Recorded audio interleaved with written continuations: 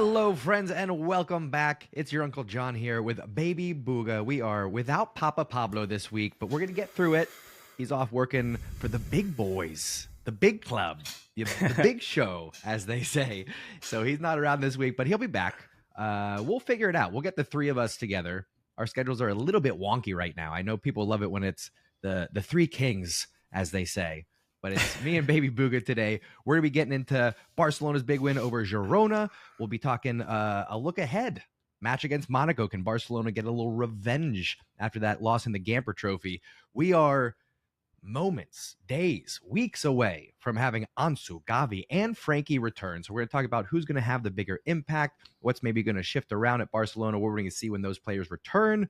We're going to get into a Joan Laporta review, right? A little something from the think tank of Baby Booga here. We're going to get into the transfers in, the transfers out. What was good business? What was bad business? We're going to be getting into all that good stuff. But before any of that, we're going to start off with the comment of the week. I'm going to read it, and then I'm going to let Baby Booga jump New in section alert. Give his opinions here. We've been teasing it. We've been talking about doing comments of the week for how long now, right? So we want to reward some of our fans that support the channel, that keep the conversation going. And we're going to start here with, I believe his name is Cedar. He says, when will Flick's first loss come, do you think? And how will the world react? We play fun football, but risky football. Will we be thrashed against the greats? He's talking about the big clubs there. So, Booga, we're starting off with that. How you feeling? What are you thinking about Barcelona's run here? And when's this first loss going to happen? When is the other shoe going to drop, as they say?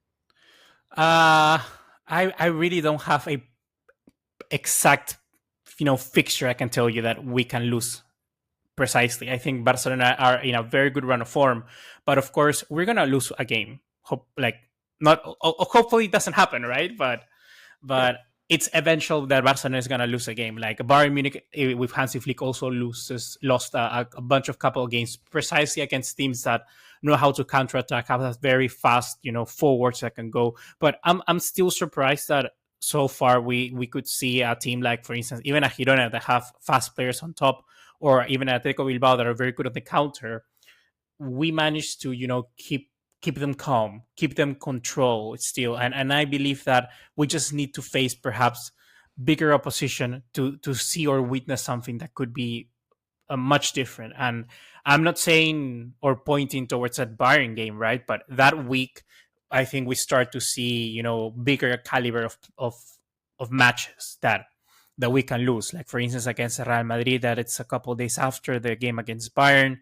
Or I would even could go and say that a team like Borussia Dortmund could be very difficult for us to try and control. Like, if we look at, can we start with a Booga hipster section as well? Yeah, we might as well. I forgot to mention that. New segment. We're doing the Booga's hipster match of the week.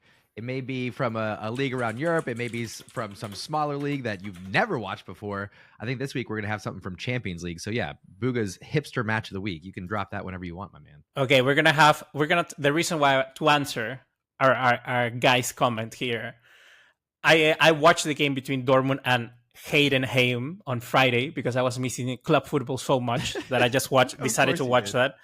And my goodness, like, in the counter-attack, Dortmund are very, very good. And I think that's one of the main reasons why, for instance, last season they managed to get themselves very high up to the final of the Champions League. And I think that, and not precisely maybe Dortmund, exactly just Dortmund, but a team that can use the speed of players like Malen, Adeyemi, players that have white players like that are very, very fast. That's good where Barcelona could be in very difficult situations. So I would have point out particularly players of the similar ilk of someone like an Adeyemi. I think that someone like a Karim Adeyemi could have a field day because he's just going to have lots of pacing behind. So in other words, I'm also very interested to see how Barcelona deals with Real Madrid in a classico, because normally to beat Real Madrid, for me, there's two ways. There's always two strategies, actually three. So the first strategy is have Real Madrid just do not make mistakes and lose, because sometimes they do that. Second strategy, Blue moon, but sometimes blue moon, but sometimes they do that. I go back to the game where Varane had an awful game against City. I don't know if you remember during the COVID when Varane was awful in that game, or Air Militao, for instance. That's strategy one. Strategy two is Barcelona. A team like a Barcelona can win because they just simply play such good football that they blow them out of the water. Or strategy three is just sit back, contain yourself, and hope for the best in a counterattack. Normally, that's the ones most teams uses, but is the one that works the least. So I think that a team like Hansi Flick's Barcelona at the moment would have to play very, very good football if they want to beat someone like Real Madrid. Basically, outscore them. That's the way that you need to win a game like that against them. So to answer, a shootout. I think it's going to be a shootout. Oh man! Because right now Barcelona is a shootout. If you see the way that we play, every game is a shootout. But it's like we know how to control them. But I mean, Brian Hill cannot beat Alejandro Balde, but I'm pretty sure Kylian Mbappe can beat Alejandro Balde on a one-on-one if he wanted to. So it's like it's that's when we're gonna be seeing this. And that's where I think the comment is really coming from, right? Like you said, eventually, right, we're going to get a loss. It's going to happen. Live by the sword, die by the sword. You know what I'm saying? Yep. You keep getting in shootouts. Eventually, you'll find somebody that has a quicker hand, right? That's kind of the principle of the matter. So I am also looking at that week of Bayern and Real Madrid, but I'm looking at the matches before and after. We got Sevilla on October 20th. Bayern October 23rd, Real Madrid October 27th, and then we're hosting Espanyol, which typically not a contender in La Liga, but definitely a thorn in Barcelona's side, right? A Catalonia derby. If we make it through that, what is that? 2 weeks, 13 days. If we make it through that 2-week span without taking a loss, I'm calling for a invincible season. I'm calling for an undefeated season. That is quite the gauntlet. However, I don't think we'll do it. We still need to first beat Monaco. That's right. I know we're totally jumping past Monaco after losing in the Joan Gamper Trophy, but we'll get to that. I can't see us going through those 4 matches unscathed. I just don't see it happening. It's 4 big matches that are going to be physical, that are going to be heated, and they're all, like I said, within 2 weeks. So I'm gonna take the easy way out here, and I'll actually say Real Madrid away on October 27th is Barcelona's first loss. But let me cushion that blow by saying that even with that loss, we'll still be top of the league. I think we walk out of the Bernabeu with our heads down a little bit, but still top of the table. And then dude, if we beat Bayern, I can take a loss against Real Madrid. That's what I think is going to happen. I really do. If we can take a dub against Bayern, is going to say, you know what? Barcelona has not scored against Bayern Munich since the 8-2 loss. Bayern Munich is what, 10 wins and 2 losses against Barcelona, something like that. We got to start to turn that around. Yeah. And Hansi's been on the other side, so he knows the mentality, he knows the culture, he knows what we're up against. If you can't beat them, take their coach. Take their striker. Try to beat him again. Take their striker and try to beat him again. So I'm.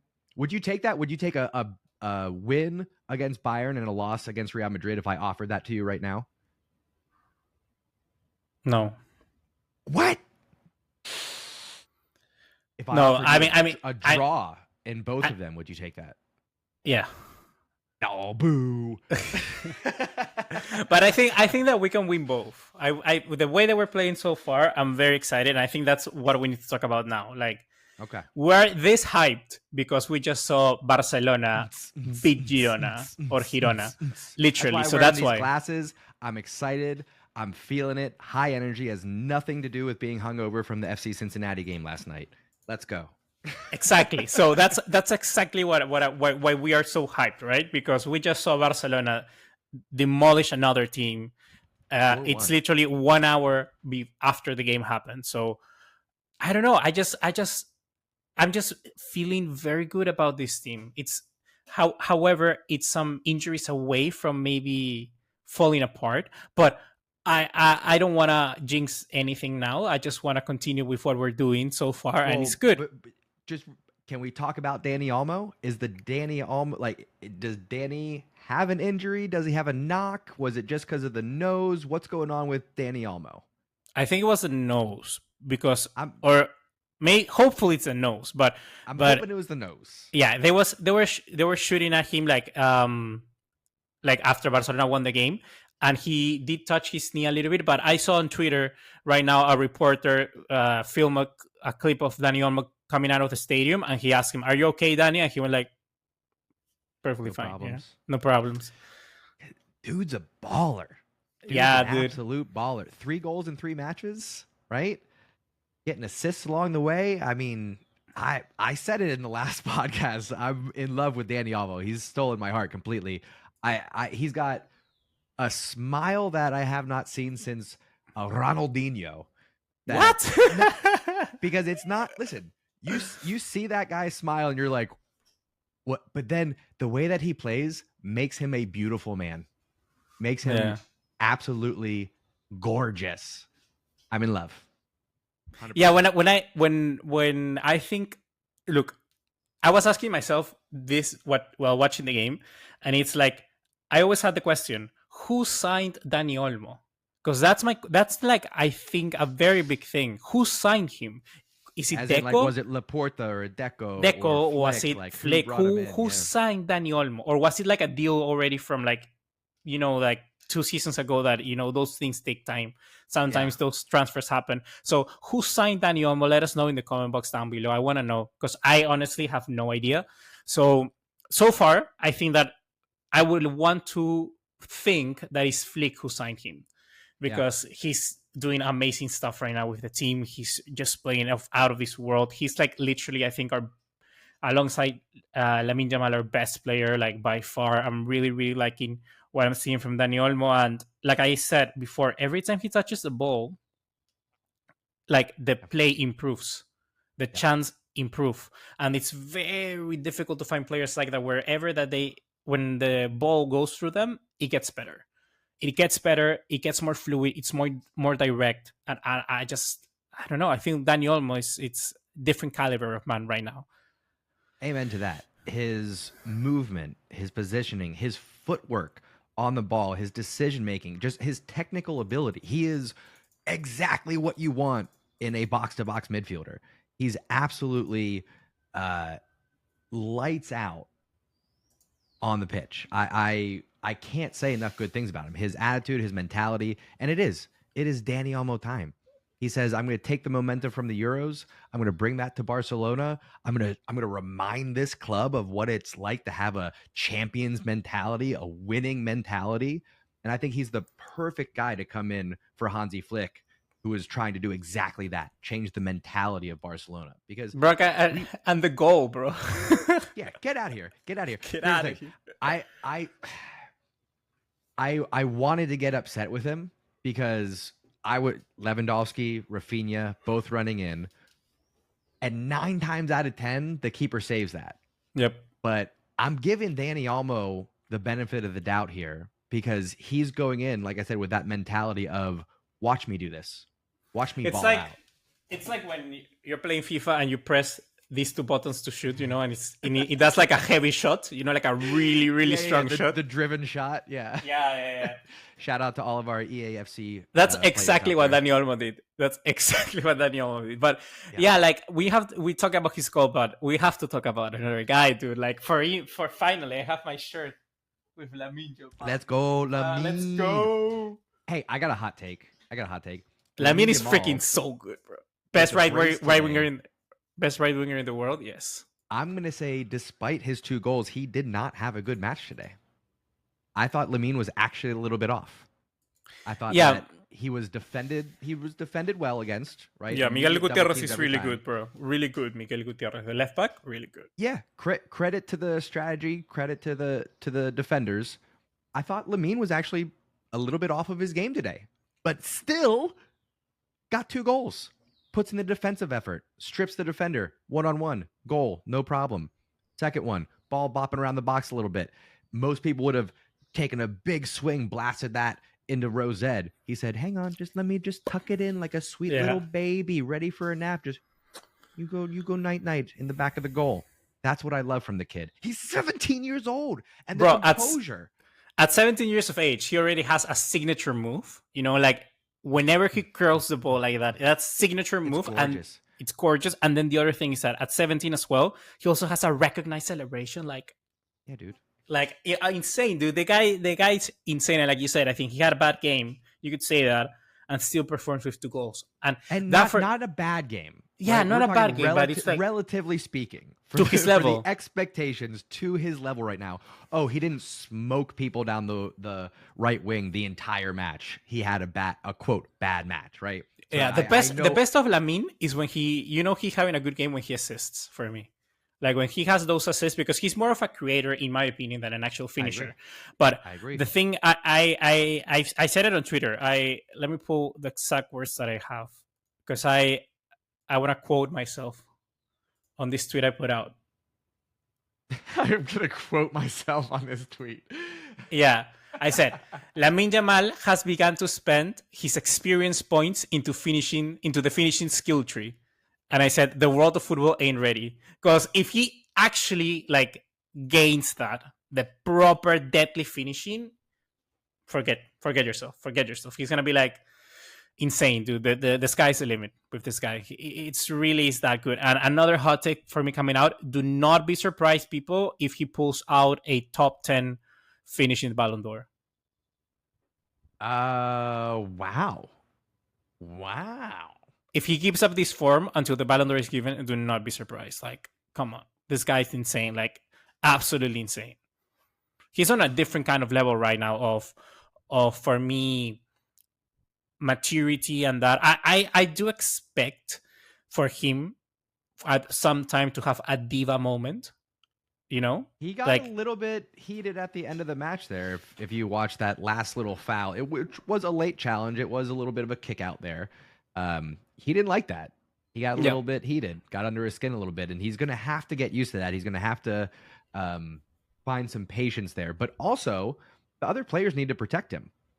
Shout out to Rafinha. Okay, I want to talk about the Ferran Torres red card here in a second. But right after that, when the players started surrounding Ferran, Rafinha, like a bodyguard, he just stand like this. Security said, absolutely not. Shoves a guy off. He said, no, you're not getting close to my guy Ferran here.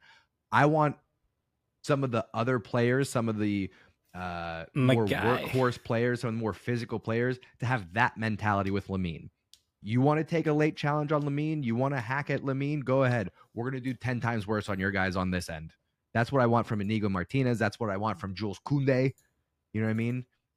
Yes, that's what I think I was saying with the diva moment. He needs to either become the Messi, where he just is the sort of person who says, okay, pass me the ball and I'll just beat you with the ball, playing football. Yep. Or you're going to be the Vinicius or or you can be the Neymar. Either of those two. Here's the difference for me, right? I think Lamine carries that unselfishness that Leo had, meaning, yes, you get the ball to his feet, but if he's double, triple teamed, Lamine will pass that ball off all day. And if it leads to goals, he's happy.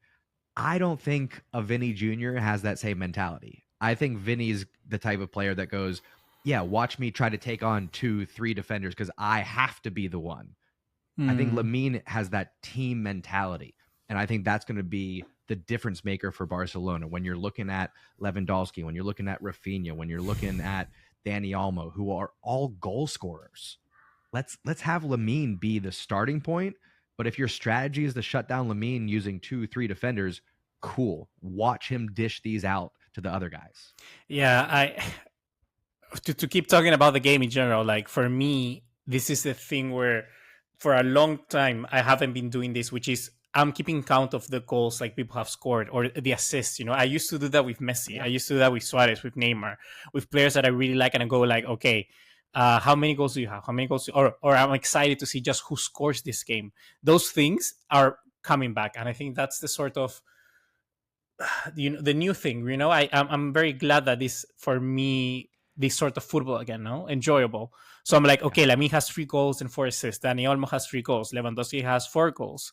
Rafinha already has 3 goals. And you keep going on like that, right? Pedri 2 goals, and it's like that's a sort of fun you want as a The fan. number of goals that we're scoring right now, it really is. For those of you that are old enough to remember, watching the 2008-2009 Mm. Barcelona, that to me At the was start, at, like the first seasons, the first yeah, games of the season. that to me, looking back, was the most enjoyable season. I'm not saying that was the best Barcelona team. I think that was the 2010-2011 team. They were very pragmatic in their approach. 2008-2009 was a football festival. It we gave up goals. Yes, we even lost to, I believe it was Numancia. Yeah, Numancia In the first game, 1-0 right? in the first game, right? Mm. Because we're doing stuff. We're trying things. We're opening up. You know what I'm saying?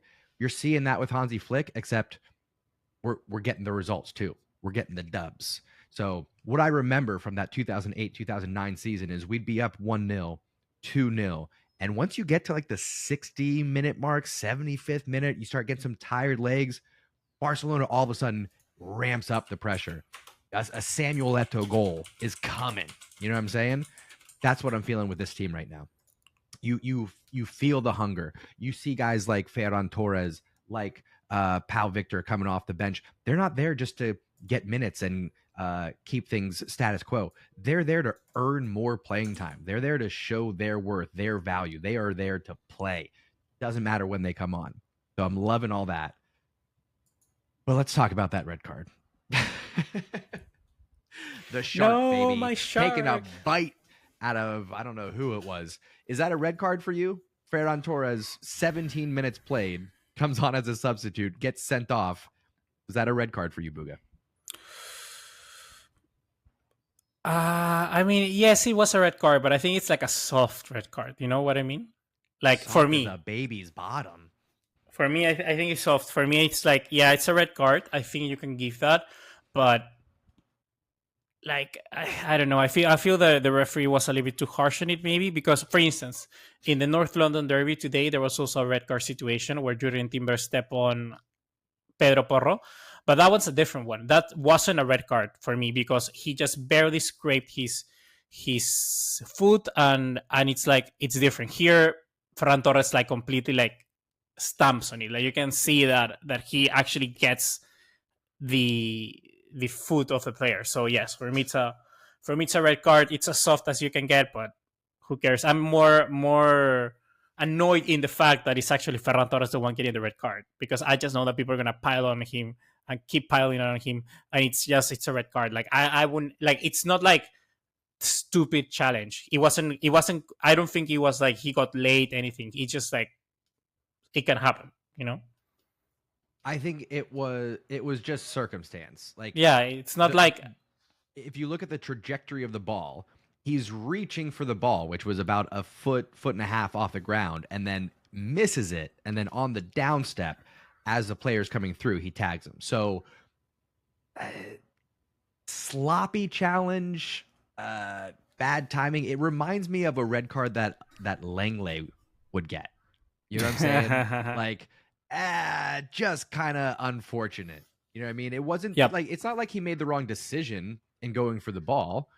It's just that he missed it and came down on the guy's leg. It wasn't like he went through the man. It wasn't like he slid in and went studs up, but he did cleat the guy pretty good. So I would have rather seen a yellow and have some controversy around that, as opposed to the soft red. I do think it was soft. Yeah, I mean, at least probably he'll play now. It means that he'll play the UCL game against Monaco, maybe because he can. Flick can use that as a rest, you know, or something like that. Potentially, I for his sake, I hope that's true, because my immediate reaction was the opposite. Actually, I was like, what worse timing to get sent off than when you have Ansu Fati about to make his return and you're already barely hanging on for playing time. Now he's going to miss 2 matches. If Ansu Fati comes back, and I certainly hope he does, and performs like he could, imagine Ansu Fati comes off the bench against Monaco, gets a goal, comes back, and he'll probably do. Will We have He's just so good in that we're sense. away to Villarreal, right? Maybe Ansu comes off the bench and performs again. Maybe he gets a start against a Getafe the following week. Okay. Those two matches, Villarreal and Getafe, should have been prime Ferran Torres time. That's a great opportunity to rotate some players, give some guys some rest before we go into Osasuna, more Champions League, and then the October fixtures. Look, I'm gonna play devil's advocate because I think that it also depends a lot. For instance, I thought when I saw Pau Victor and Ferran Torres enter, because they enter in the same time frame as both together, they both enter in the same time frame in this game, in the same substitute window. So Pau Victor actually went to the left and Ferran Torres went through the middle. So it's actually very interesting to see how Hansi Flick accommodates his pieces, or what he's gonna tell each player to which role is each gonna player do. Because, for instance, maybe Ansu Fati for him is a left winger and not a number 10. Maybe he plays it through the middle. Maybe he plays Ansu Fati as a striker. Like, we have to see in Hansi Flick's plan where each player is situated and located. Like, who's competing with who. Because right now, I know for a fact that it's like Rafinha on the left, Lamine Yamal for the right, Dani Olmo in the middle, and then we've seen that if Dani Olmo gets out, he pushes Pedri further forward, and he likes to introduce Eric Garcia. That's already one key thing. So he prefers to push a player from the midfield to the number 10 position, and maybe he prefers a midfielder be more of a midfielder there than an actual forward, because like Dani Olmo is already scraping a shadow striker. So he's like a number 10, but also can go and score a lot of goals. So he prefers to have a midfielder there, more midfielder prominence. So maybe Ferran Torres is just another striker for him or something like that. So we have to see how it changes and how it develops, because I'm very eager to see how Hansi Flick utilizes Ansu Fati, right? Yeah. I'm expecting Ansu to be a left mid or left winger. Why do I say this? Because at the start of the season when Rafinha, well, I don't know. Forget it. Scrape this part. I know it really is up in the air. I think we talked about it on one of the last podcasts around Ferran and Ansu, who's going to be left wing, who's going to be striker, because neither is a pure number 9, right? And really, if you look back at Ferran Torres, he's on record with saying that he prefers the right wing, but he's 3rd, 4th in line for Barcelona right there. Lamine, Rafinha, then I guess Ferran Torres for right wing, but whatever. Side conversation. He's been asked to play left. He's been asked to play the number 9. I think he's a better number 9 than he is a left wing, because I don't think he's very good at creating on the ball. I think his off the ball movements, I think his utilization of space is all better for the number 9 position. So we'll see. I'll say I am concerned about Ferran and his playing time. It's weird because the best Ferran Torres for me in Barcelona so far has been that Ferran Torres, which played inside forward as a left winger in a front three of him, Aubameyang, and Dembele. That was the best Ferran Torres so far. Yeah. It's weird because there he played left wing and he was good. He was really good. So I'm not too sure what is it exactly that is not clicking for him just yet. It might be that in a Flick system, you're asked for a winger who tracks a lot more back, or you don't have, I don't know, in that side also it was Jordi Alba, not Alejandro Valdez. So Jordi Alba could create a lot more for the left. I don't know. We have to see and see that. But maybe we just take this conversation now to talk about the other players coming in. Yeah. Ansu, Gavi, Frankie. Who are you most excited to see back, and who's going to have the biggest impact? That might be 2 different answers. I think Gavi is the answer for both. Oh, really? I think Gavi. Yeah, I think Gavi is on another level. Like, you're just look at your shirt. Like, Gavi's a freaking pitbull. I'm so pumped for him. Yeah, I'm excited to see how or what Flick does with Gavi. Like, what is he gonna make Gavi become? He's gonna be a box to box. He's gonna be a ball winning midfielder. He's gonna be a creator. He's gonna play left wing. What is he gonna do with Gavi? I'm very interested to see what he's gonna do. Like, I don't know. I'm just very excited for that.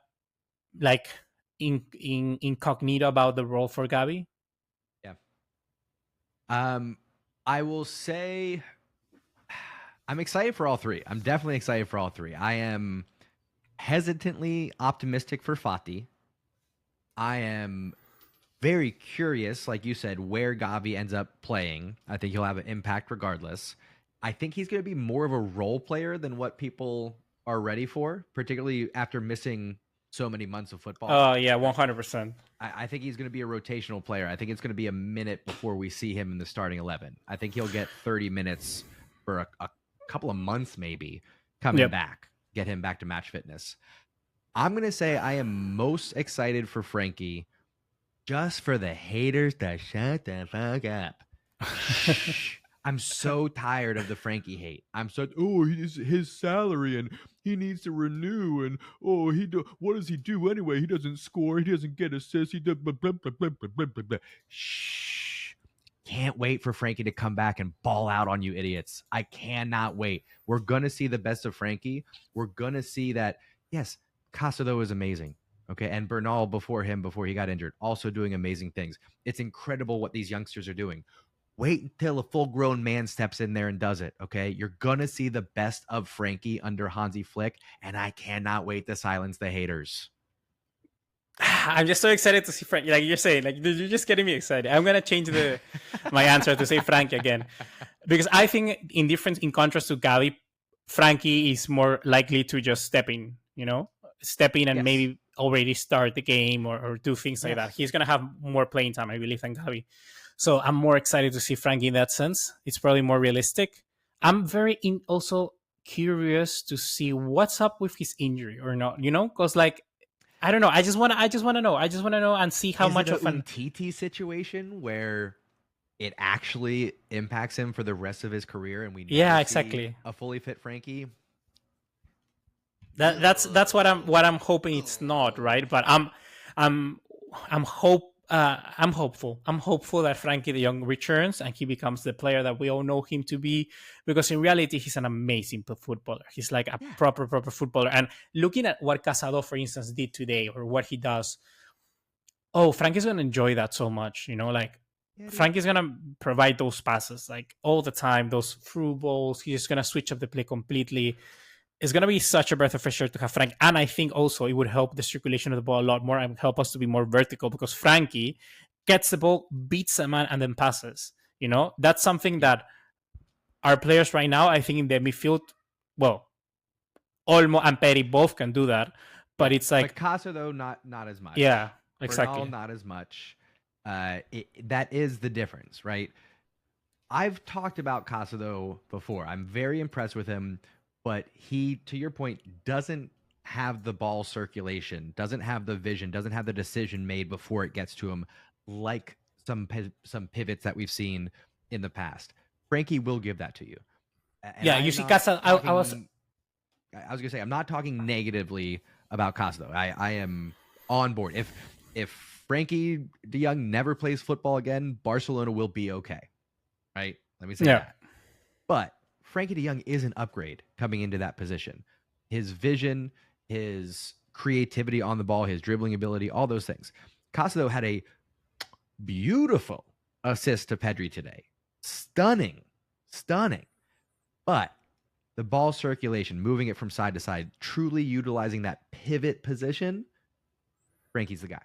Yeah, I was watching the game, and whenever Casado received the ball, he would look once, twice to see where, and it's just short passes, which is not wrong. It's not wrong. Sometimes, like if you're that sort of player, you win the ball back, you get it, and then you give it to somebody else. Yeah, that's not a problem. Things well. Exactly. Yeah. But Frank is the sort of guy, when he's in that position, he will just see, I can see Koundé like overlapping there, and he just puts you like a curveball over, and that's the one thing that I think Frankie does so good. So it just adds more options to this team, right? You'll have Cubarsí that can do those passes. You're gonna have Frankie that can do those passes. You're gonna have Pedri that can do those passes. It adds way more to our quality. So I'm all in for Frankie de Jong to start as soon as possible. Let's go, baby. All right, let us know down in the comments. Of course, subscribe so you can be part of the conversation. But we want to know your thoughts. Who are you most excited to see back? Ansu, Gavi, Frankie, / who do you think is going to have the biggest impact rejoining Barcelona? Because, like I said, those might be two different answers. We'll see. I'm very curious to see what people say. Maybe one of those will end up being the comments of the week. Now that we're doing that, Did you give I out your hipster match of the week? What was the hipster match of the week that you I want gave people it. to tune Oh, that people should watch, or the one that I watch. That I watched was the Dortmund one. in? Okay. What should people be watching this week? What's on your radar? There's a Paris Saint-Germain Girona coming up. Ooh. I don't know why, but I found it that interesting. I found it interesting. It's Girona's first game ever in the Champions League, and after Yeah. this battering, I I was don't know gonna say, how they're gonna hard react. to hype them after they just got smoked by Barcelona, but it would be very interesting to see Girona maybe take a little chunk out of PSG. Yeah, who knows? Oriol Romeo with a long range shot. All right. Well, speaking of Champions League, let's do a little preview for Monaco. Monaco's sitting in third in Ligue 1 right now. They got 3 League wins out on of 4. McDonald's. League Big Mac over there. I know Monaco have an incredible striker in Balogun, right? So we got to be fearful of him. But It's only because he's American. Oh, is he? I didn't. Oh, wow. I didn't even realize that. Sure. Yeah. If you say so. Anyway, we did lose to them in the Joan Gamber Trophy. Was it 3-0? I believe it was 3-0 if I'm remembering correctly. What's going to be different this time around, Buga? It wasn't that long ago. This was just like 2 months ago. I think that it's, of course, the system of that we're playing right now. It's longer like entrusted in our team right now. We can see the roots of Hansi Flick already like circling around the players a lot more. It's already far more ingrained than when we played in the Gamper Trophy. So it's gonna be a completely different game. Like it's really gonna be a completely different game. But I'm also interested to see how it develops, because we haven't seen so far any match of the Champions League in this new format. So we don't know whether teams are going to speculate a lot more. We don't know whether teams are going to try to preserve the new, whether they're going to go in the last few minutes. Let's say Barcelona are losing by 1-0 to Monaco. Are they really going to go all out to try and win, or what's going to happen? You know, those things like that, those momentums in the game, we have to see how it develops, because we don't know how much importance every single game is going to develop. And I don't think we will know even this season. We'll know that like in 3 years' time. But it will be interesting to see how the strategy changes, because it's not a 4-team group format anymore where you exactly get away with 2 wins and a draw, or 1 win, 1 draw, 1 loss sometimes. So it is going to be different. For instance, I think we can do that on an episode, but I found an Excel sheet that actually I predict like every game of the Champions League in this format, and I predicted it just for fun, like last night. And if Barcelona, look, for instance, I changed, I think, a 1-1 draw with Atalanta. I changed it to a 2-1 victory from Barcelona. If it was a 1-1 draw with Atalanta, listen, guys, Barcelona would have finished like 8th, would have finished like 15th. And then, like, if they scored 1 goal, they would go all the way up to 3rd. So it's like the margins are gonna be super, super short. So it's like, it's gonna be very interesting to see, because, like I said, I only changed 1 goal, and we can go from being 15th to being 3rd. So it's like insane what this can do. It's gonna be like, I don't think, actually, I was talking to my dad as well. I don't think I was gonna say you Americans, but I was gonna say like people who are not from CONMEBOL, like it's different, because like it's very similar to what it happens in the CONMEBOL qualifiers for the World Cup. Like this format already happens in CONMEBOL quite a lot, because it's a league, right? And it's just one group, and everyone plays each other, and it's so tight that, for instance, you can also simulate that, and by winning 3 games, you can be in the World Cup, and by losing 12, like you're okay outside of it. But if you win 3 after that, you're in. So it's small margins. So it's going to be very interesting to see how we approach this game. So I'm very excited, actually, to see how it develops. And not only Barcelona's game, right? Because this time around, it's different, because we have to watch everyone. All our eyes have to be in all the games. Yeah. It's no longer like group stage where you just go, oh, I can only care about what our only competitor does. No, it's every single team is a competitor. That is true, actually. That's a good point in terms of increasing viewership and increasing games that matter outside of following your club. Like suddenly Juventus PSV, I care about that game. Like it's gonna be interesting. We're gonna get some good hipster matches out of this. I Yes. know that for sure.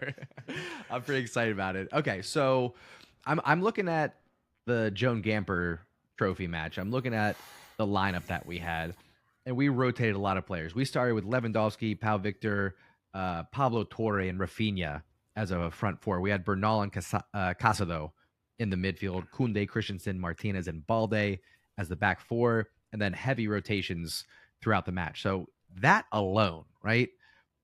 Starting with our proper starting 11, giving them a majority of the match, and like what you said earlier, the fact that we are now fully in to Hansi ball, whereas Joan Gamper Trophy, we're only dipping our toes in those waters. I expect big things. I think it's going to be, I'm going to go 4-1 Barcelona. I'm going to say a Against brace from Monaco. Lewandowski against Wow. Monaco. I'm going to say a brace for Lewandowski. I'm going to say Rafinha gets one. And I'm going to say Inigo Martinez off of a corner gets one. And then, of course, Balogun gets a little consolation prize there at some point in the match. I think this game is gonna go maybe similar like you think. I wouldn't be surprised if Monaco, for instance, score first and then Barcelona like batter them or something like that. But I do expect it to go very similar to Girona, where maybe it's like Barcelona score first and another one then Girona crawl back for a penalty or like a corner or something, and then another 2 goals from Barcelona. I would be expecting that. While talking to you right now, I just read that maybe Dani Olmo doesn't start that game and it's Ferran the one who's gonna start, because it seems that Dani Olmo is not ready yet. Well, it Of would give this Dani knock, Olmo a little bit of a a chance rest. for his nose and his knee to rest. And Ferran Torres isn't going to be playing in the Liga next couple of weeks, so I think that makes sense. That's a hearing It's that a bold though, move. It's a bold move. That's a significant downgrade. Yeah, exactly. You know what I mean? When Yeah. when you look at current form and you say, okay, we're going to replace Dani Olmo with Ferran Torres in this lineup.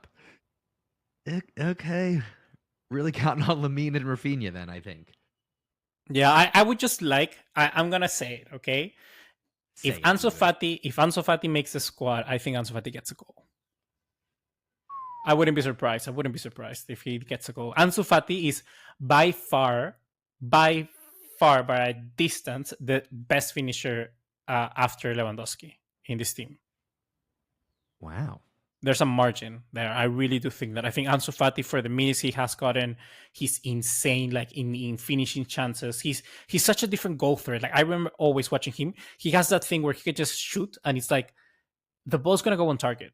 He does that. Like it out. Do you remember the goal where he scored against Real Betis that Araujo like carry him like if it was Pele? Was it he snuck it in low near post? Yeah, it's just like he didn't have space. He didn't have space to shoot, and for me, that's that's Ansu Fati in a nutshell. He out of a chance that it's nothing, he gets a hit on the ball, and it can go into the back of the net. So I think that for me, what Ansu Fati can bring to this team, and I don't know, I just want Ansu Fati redemption season. I really, really am backing that. Hopefully it happens. So yeah, Ansu Fati, I'm excited for him. If he makes the squad, he gets a goal. That's my take. He gets a goal, no matter if it's like a goal just to make it a bigger margin, maybe at the end of the game, or maybe if it's a goal like to win the game. I wouldn't be surprised. I Ansu Fati gets a goal. I almost want it to play out where he comes in, like we're up 3-1, he comes off the bench and gets the 4th goal. I'd rather it be that than it's 1-1, he comes on and gets the winner. Why? Because I think that actually puts too much pressure on him. I want to learn our lesson from the first time around, and I want to treat Ansu Fati with kid gloves. I don't want to go, oh, he's back, baby. He's Messi again. We're so glad that he kept the number 10 and blah, blah. No, we just need to, good. Ansu Fati got the goal. That's what we're expecting. That's what he needs to be doing. We're on the right path. That's what I want to see. I actually want to see as little hype around Ansu as possible while he incrementally shows us that we were right in reinvesting in him. Yeah, I don't know. I don't know. I don't agree. I mean, if we would have learned that, he would be wearing like the number 22 shirt or something like that, not the number 10. That's fair. It is interesting, I'll say that. I know he just went out on loan, so you don't like automatically lose your number, but it is a little bit interesting. And I wonder if any of it is just tied to the marketing, tied to the branding. It's not a good look for the club to be like, hey, I know we said this guy was our guy, but we were wrong. It's actually this guy. Here's our new number 10, and give it to Lamine, give it to Rafinha, give it to Dani Olmo. I think it's a better look actually to leave it with Ansu. Yeah, no, I with that I agree. But Yeah. I don't know. I'm just super hyped for Ansu Fati, honestly. I cannot wait for him to come back because, dude, I just clocked in, like, if Barcelona get the best out of Ansu Fati, you have Ansu Fati on the left wing and Lamine Yamal on the right. Like, Nico wow. Williams, who? That's insane, bro. That's insane. And even you can buy Nico and you can put Ansu Fati for the middle. Like, it's still something you can do, things like that, right? So I'm just super. I just want this season for one game to see Cubarsí, Balde, Gavi, Pedri, Lamine, and Ansu Fati all in the same team. That's my dream. That's my dream. Can we field? No, I think we'd be short. I was thinking, can we field a full La Masia team like we did back in, I believe it was 2011 that we did that? There was a year. I mean, Iñaki Peña, you can have Iñaki Peña, Héctor Ford, you can have Cubarsí, Ronald Araujo. They count it as a maybe. They count him, but they count we him. all know he's not. Yeah, so they claimed him. They definitely claimed him. So in the website it says made in La Masia. Yeah. So I don't care. Okay. For a day, for the sake of this exercise, on the left back Alejandro Balde, then you can have Gavi, you can have Casado, and then you can have Dani Olmo, and then you can have Pedri is not La Masia. Oh yeah, that's right. And then you can have. And then you can have Lamine Yamal on the right, Ansu Fati for the left, and from the striker position you can have Ansu Fati there, and then on the left mid position have. You can definitely field. You can have Pau Victor slide in there. Nah, he doesn't count. He's like we bought him from Girona. He's an Araujo situation. No. I think they're claiming him as La Masia. No. I can tell you right now. I'm double checking you already. I'm double checking right now. That's not the case. I don't believe that. but there, what player could it be? There has to be somebody else who could field. Like, we can definitely field. Eric Garcia, can be a player there, and then Dani Olmo on the left. Yeah, and this is where we're stretching so much that it's probably not going to happen. Maybe, but Fermín López. Duh. People were just screaming at us. Fermín! You're forgetting about Fermín! No. Look, Lamine Yamal, La Masia, Ansu Fati, La Masia. Pau Victor is not claimed. No, not claimed. But Ronald Araujo is, which I find it super weird. It's the same situation. Yeah, interesting. Okay, interesting. Well, we'll see. I don't think it'll happen this year, but maybe like next year or the year after, we could legitimately see a starting 11 with all La Masia players. Yeah.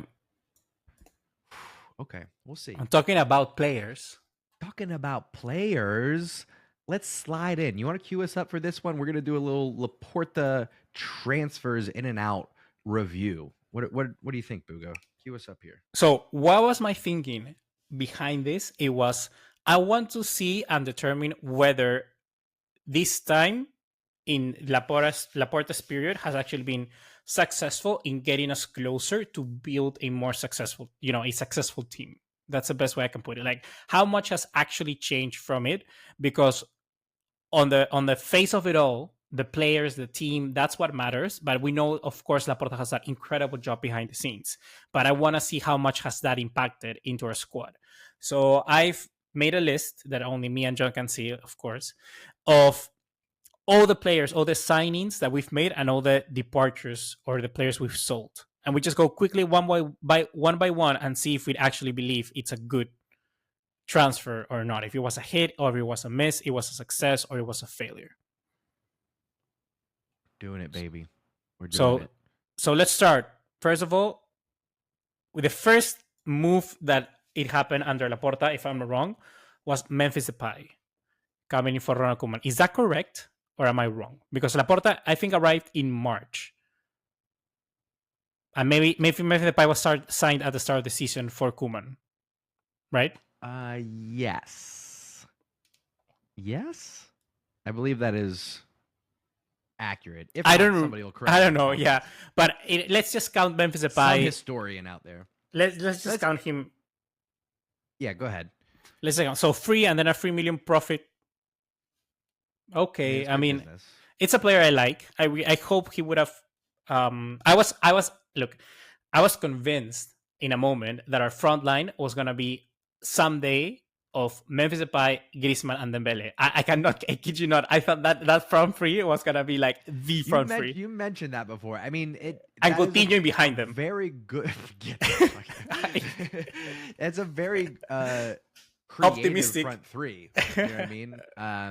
But also just 4 players that just never really found their lane at Barcelona. I'm gonna say Booga, I don't know if we have time to go one by one with these. Let's just go quickly. Bang bang. Bang bang. Okay. Sergio Aguero came in for free. I think it's a miss. Scored against Real Madrid and retired. Only Barcelona goal. Yeah, came in, got no classical goal, and retired. There's a couple players on here that were good signings, but didn't work out for whatever reason. You can't blame Laporta for this one. It was a heart condition after what happened. I don't think we're supposed to talk about it on YouTube, or otherwise we'll get blocked. But conspiracies aside, Aguero, a little heart condition there post 2020 season, had to retire. So you can't blame Laporta for that. Yeah. Eric Garcia, I think free makes sense. Like, he's still a player for now, and it's like we can get good money for him. Like, Girona were ready to offer like 18 million in the summer. Yeah. So I think that's good business. Emerson Royal is always one that I'm gonna be like, thank God we dodged the bullet with him. Like, yeah, he's on his 3rd or 4th club now since leaving Barcelona, right? Yeah, he went to Betis. No, he was at Betis. He was at Barca. Betis, came to Barca for like a day. Then got presented. Got officially presented with the team. Yeah, exactly. Then went to Tottenham, right? Now he's at Milan right now. But did he go to somewhere in between? I don't know. I feel like he was loaned out somewhere. I could be very wrong about that. I wasn't exactly following his career, but yeah, and we got 25 million for him, dude, and we bought him for 14. That's a tremendous profit for someone business. Like. It's good business. Pierre-Emerick Aubameyang, but it was good business. Yeah, Aubameyang we got for free, and then we sold him for 12 million. I was really happy with Aubameyang. I remember when the pizza came, at night, and they were trying to sign him to the last minute. I think it's a good business, Aubameyang. I will always cherish him as a player. He was very good for us. I have Aubameyang down with a number of players here that came in around that same time when players were just like, yeah, I'll play for Barcelona for free.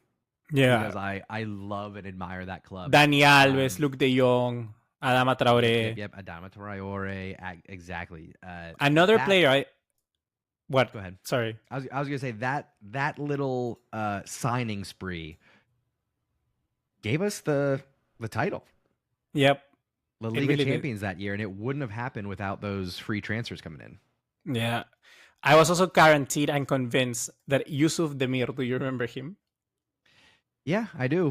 One that we thought was going to break through. Bro, Lamine Yamal and I thought he was going to be insane, dude. Like, I remember because I played Football Manager on FIFA, and FIFA he had like 89 potential. And on Football Manager, he was like insane. So I was like, Yusuf Demir, oh my God, the next big thing. Now he's a Galatasaray, and I don't know what's up with him. Ferran Torres. We're looking at these 55 million euros for Ferran Torres. 55 million. It's quite a lot. Yeah. Well, when you look at Rafinha was 58 million. Which one is money better spent? Rafinha, 100%. Yeah. 100%.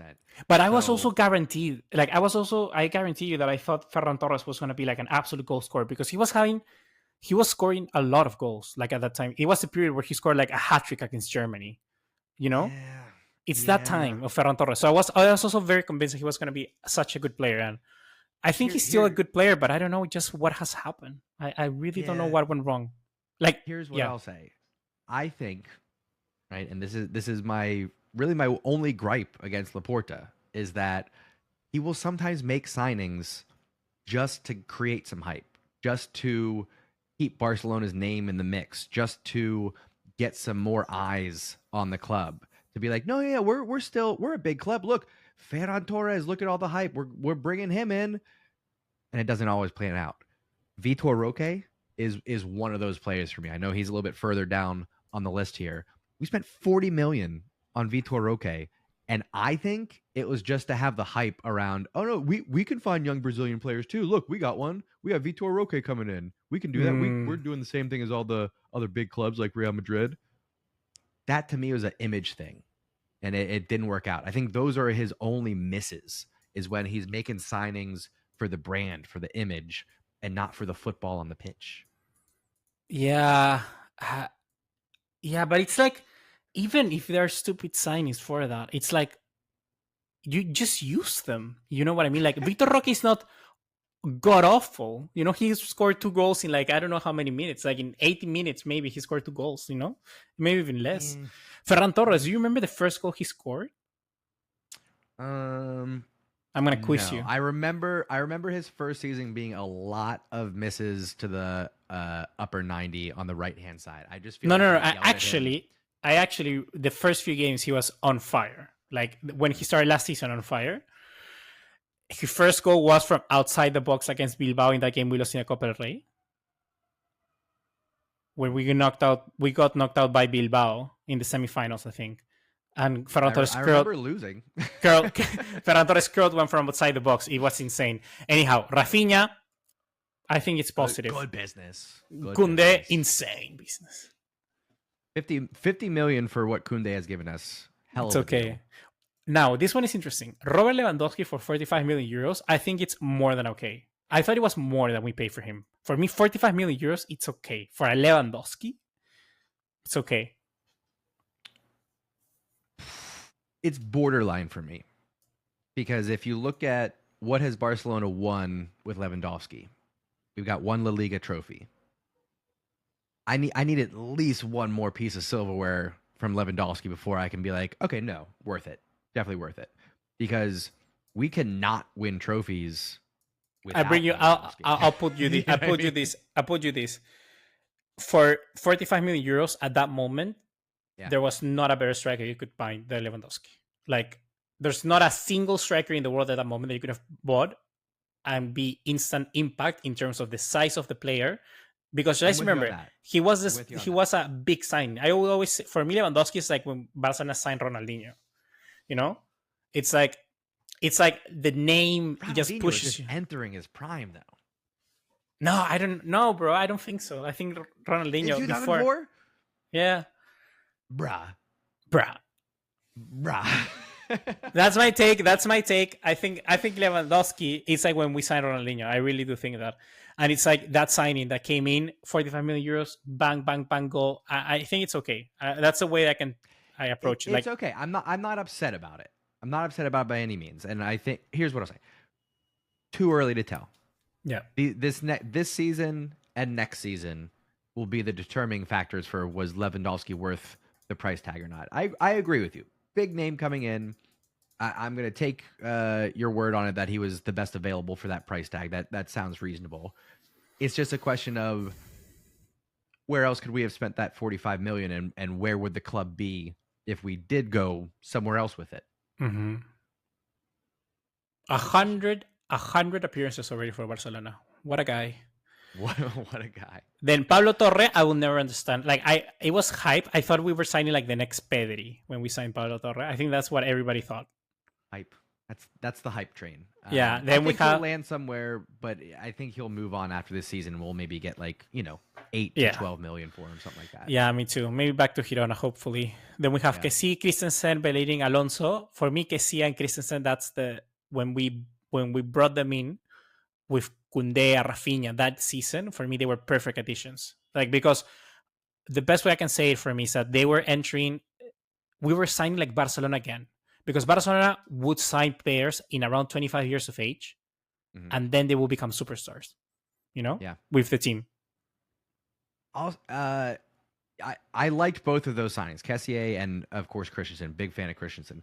I'll say this is for me, where things actually get a little bit wonky, and I'm wondering how much of this is the transition from Alemany to Deco, where we're bringing in who we have here: Christensen, Bellerin, Alonso, Roque, Romeu, Gundogan, Martinez, Cancelo, Felix. We start getting a little bit like none of these players are sticking around. None of Yeah, these players yeah. are staying. It's a little bit more forgivable when you look at the previous window, bringing in Aubameyang and Luke De Jong and those guys, because we couldn't afford anybody. So it's just who can we get to come play for free for a little bit. And then with this next batch of signings, it's a little bit, what direction are we going? I almost want to say you can feel the contrast. You can feel the split start to happen with Alemany leaving, with Xavi maybe not being so in alignment with Deco and who he's bringing in. Like Inigo Martinez, eh, until you get to Dani Olmo, is the only player here. Well, Christensen as well. Sorry, Christensen and who did I just say? Inigo Martinez are the only two that stuck around out of Yep. all those players signed. Yeah, and this is where I agree with you. I think it's a moment where we start to see our team deviate a bit. And also a very big part of it is, of course, the players we let go. So looking at our list of players that we've let go, for instance, I'm actually surprised. I didn't remember that we got money for Aubameyang. I didn't remember that we got money for Coutinho. I don't remember that we got money for like for Frank Kessie, we got money. We got Nico Gonzalez money. We got money for Abde. The one that really strikes me a lot, I don't know if you remember, but Francisco Trincao. He was another one that was He was another really one. hyped. Really hyped. We signed him for like, I don't know how much money, for 31 million euros. And then we got like 16 million by the end of it. Yeah. But even like not getting money for someone like Ricky Puig, it's very weird. Very weird from. Here's the only way that our transfers out make sense is when you factor in the salary cap and the restrictions. These are all, I don't want to say panic selling, But our squad players. This is Laporta and I'm assuming the board saying, hey, do what you got to do. Get the salaries in order. Get the wage bill in order, because we're not making a lot of money off these transfers, but we are moving players. Gundogan, prime example. Gundogan has value on the transfer market. The fact that he went for free was only because we had to move him to even have any hope of having Dani Olmo registered. Yep. So there's a few misses on there, right? Dembele, similar situation. He had the 50 million release clause, but that was put in there, I think, as a contingency plan when we had all the drama around him not signing an extension the year before. If Dembele was accurately assessed, I think 75, 80 million is what we should have gotten for him. But it was, again, the situation where we can't afford to pay what he wants because he's a garbage human being, and we can't afford to let him go for free. And so the only way that he was going to sign that extension was to have a cheap buyout clause, and that's what he got. Yeah, for me, the best way to describe all this is like, also this is a period where everybody knew that Barcelona were broke, you know? Yeah. So you cannot negotiate. Is there anybody from the out list that you wish Barcelona would have kept? For me, all the outs so far, I mean, you cannot really say they're misses or flops. I think, I'll say all the players that went out on a free, for me, are misses. But it's not failures or flops, but it's things you have to do for the sake of it. Yeah. Players that we've sold for any money, like a Chadi Riyad for 9 million euros, I call that a success because he was never going to play at 9 million euros, sure. Julian Araujo for 10 million, yeah. Yeah, exactly. So I take that as a win. If there's any player I would have kept, I mean, I think you know who I'm going to say. Serginho Dest. Yeah, I was not actually him. I was going to say Frank Kessie and Serginho Dest. Yeah. I do think, listen, Serginho Dest has his defensive problems, guaranteed. I would have been very curious to see how he fared with a fresh chance under a Hansi Flick, who's a little bit more attacking football. I would have been very curious about that. Franck Kessié, I think, would have been a nice fit in Barcelona's midfield right now. I'm just kind of looking at the other list here. Other than that, there's not a lot of players that I'd miss. I mean, the glaring one, Lionel Messi leaving for free. Dude, that looks so bad. The list says Lionel Messi and next to it, free. I saw a meme the other day though that was it was, how am I gonna explain to my children that the best player to ever play football costs $0?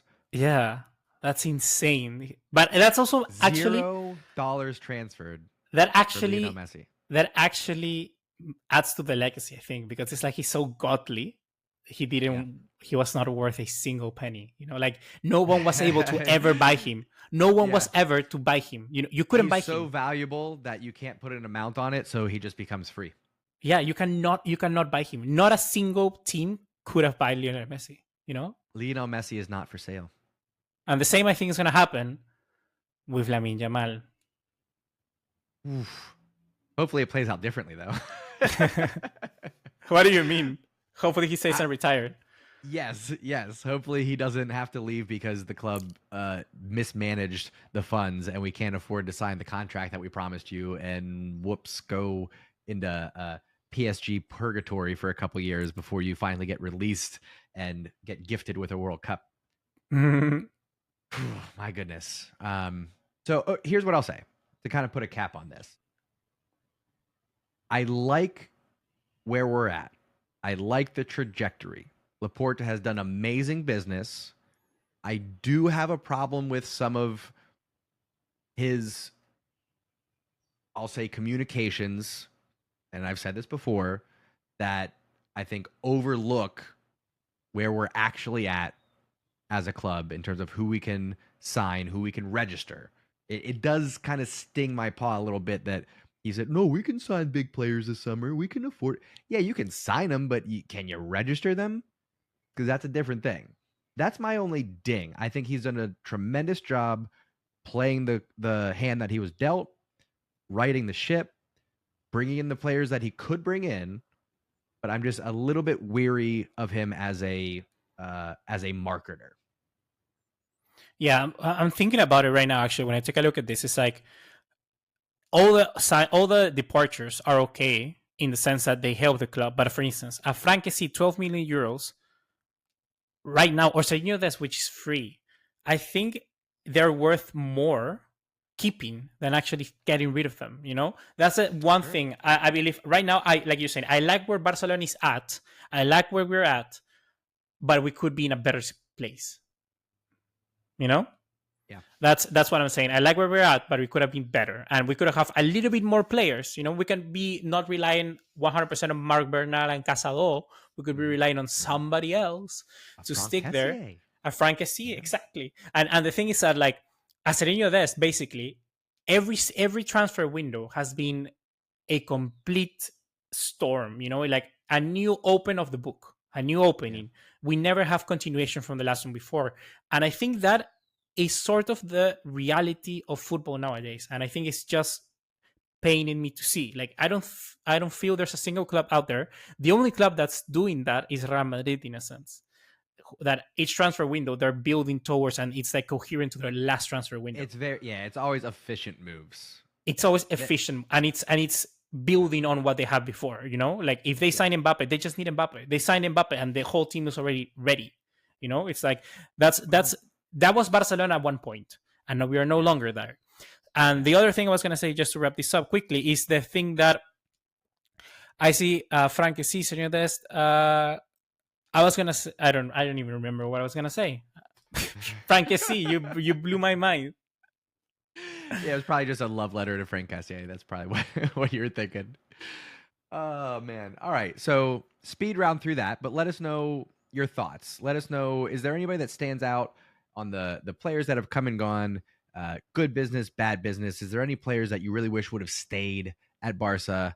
Let us know down in the comments. We'd love to hear from you. Again, we are going to be doing comment of the week every week here. Next week's episode, we'll be reacting to Monaco Barcelona. We'll be reacting to Villarreal Barcelona. which we didn't get to. Too much to talk about. You know, we can't cover it all, folks. There's only so much time for the podcast. So we'll be back next week. Without me, though, I ain't going to be here. You're going to get Papa Pablo, Baby Booga, and maybe we'll have a special guest lined up. Who knows? Who knows who you're going to get? Make sure you tune in to find out. We'll be right here talking about all things Barcelona football. New episode every Monday. Subscribe, tell your friends, leave the comments, all the things. We'll catch you next week, folks. Ciao.